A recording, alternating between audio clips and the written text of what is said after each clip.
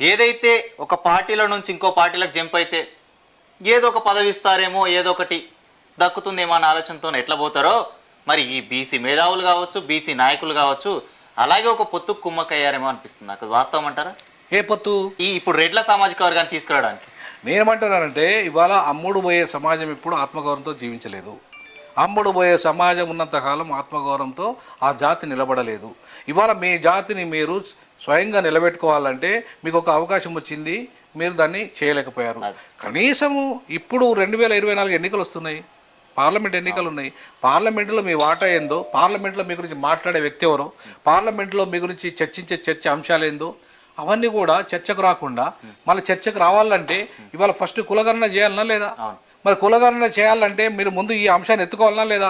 మొదటి ప్రభుత్వంలో మొదటి సంతకము బీసీ కులగణన చేయాల్సిందే అని ఎందుకు మాట్లాడతలేరు? మరి ఈ నాయకులందరూ, బీసీ నాయకులందరూ కావచ్చు, ఇప్పుడు కూడా నోరులు వేస్తలేవంటే మరి ఎంత ఆశ ఉండొచ్చు అనుకోవచ్చు? నేను ఏమంటున్నా, ఇవాళ మీరు ఒక అవకాశాన్ని వదులుకున్నారు. ఇవాళ ఫెయిల్యూర్ బీసీలది అని చెప్పేసి లోకమంతా చెప్తున్నారు. ఇలా బీసీ నాయకత్వం ఫెయిల్యూరు, ఇవాళ బీసీ నిన్న ఏమైంది అంటున్నారు. మరి దానికి ఎవరు సమానం చెప్పాలి? బీజేపీ సమానం చెప్పాలా? ఒకవేళ బీజేపీ బాధ్యుల, బీసీ నాయకత్వం బాధ్యత కదా. మరి ఎందుకు పోయిన ప్రధానమంత్రి మీటింగ్ మీరు? ఎందుకు ప్రధానమంత్రి పిలిచి మీరు పోయి చేసిండు? ఆ మీటింగ్లో ఎందుకు సపోర్ట్ చేసిండు? సంఘాలన్నీ పోయి ప్రధానమంత్రి సమావేశం పోయి అటెండ్ అయ్యారు. అటెండ్ అయ్యి మొత్తం మేము బీసీ ముఖ్యమంత్రి సపోర్ట్ చేస్తామన్నారు. మరి ఫలితాలు ఏవి? మరి ఎందుకు రాలే? ఎందుకు మధుయాష్కి గౌడ్ కాంగ్రెస్ పార్టీలో ఓడగొట్టిండ్రు? ఎందుకు బండి సంజయ్ ఓడగొట్టిండ్రు? ఎందుకు ఈటెల రాజేందర్ ఓడగొట్టిండ్రు బీజేపీలో? బీఆర్ఎస్లో శ్రీనివాస్ గౌడ్ ఎందుకు ఓడగొట్టిండ్రు? అంటే మీకు కేసీఆర్ గెలుతాడు, కేటీఆర్ గెలుతాడు, హరీష్ రావు గెలుతాడు, బీసీలు ఓడిపోతారు. అక్కడ రెడ్లంతా గెలుతారు, ఎల్బీ నగర్లో మధుయాష్ గౌడ్ ఓడిపోతాడు. మళ్ళీ ఇక్కడ బండి సంజయ్ ఓడిపోతాడు, అరవింద్ ఓడిపోతాడు బీసీ, ఇక్కడ ఈటెల రాజేందర్ 2 దిక్కులు ఓడిపోతాడు. అంటే ఏంటి అర్థం? అంత అగ్రస్థానంలో ఉన్న మధుయాష్కి ఓడిపోయారంటే ఎంత షాక్ గా. అంటే అర్థం ఏంటంటే, ఒకవేళ ఈ బీసీ ముఖ్యమంత్రి నినాదం కనుక ముందుకు వస్తే, ఒకవేళ బీసీలు గెలిస్తే ఎక్కువ మంది, అది ఖచ్చితంగా ఆ నినాదము మరి రేపు ఆయనను ముఖ్యమంత్రి చేయాలి. కాబట్టి ఓడగొట్టినే కదా ఆ నినాదానికి అర్థం లేకుండా.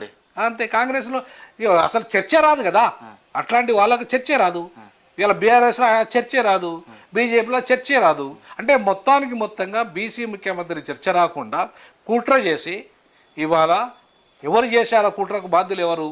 ఇవాళ లేటుగా నినాదం తీసుకున్న బీజేపీ బాధ్యుల, బీసీ నాయకులు బాధ్యుల, లేదా ఈటెల రాజేందర్ లాంటి వాళ్ళు బాధ్యుల? ఎవరు బాధ్యులు దానికి? సో దీన్ని ఇవాళ చర్చించాల్సిన అవసరం ఎంతైనా బీసీ నాయకత్వం మీద ఉంది. ఇవాళ మీరు ఓకే అయిపోయింది, బీసీ ముఖ్యమంత్రి కాలేదు. మీకు కులగణన చేస్తానని ఒప్పుకున్నారు కదా, రాహుల్ గాంధీ ఒప్పుకున్నాడు కదా. తెలంగాణ రాగానే తీర్మానం పెడతానన్నాడు కదా. మరి అసెంబ్లీలో రేపు జరగబోతున్నాయి కదా, ఫస్ట్ అసెంబ్లీలో తీర్మానం పెట్టిండ్రు.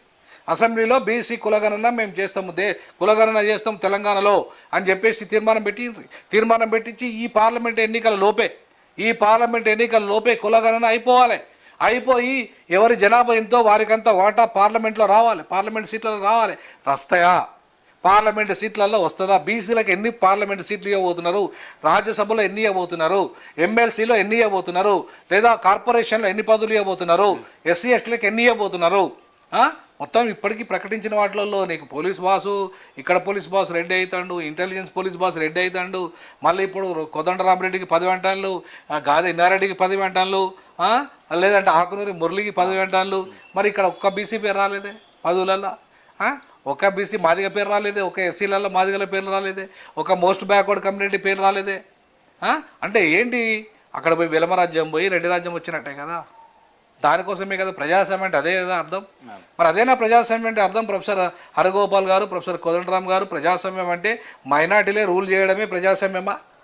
కాబట్టి ప్రజాస్వామ్యం అంటే అర్థం ఏందో వాళ్ళిద్దరు చెప్పాల్సిన బాధ్యత ఉంది ప్రజలకి.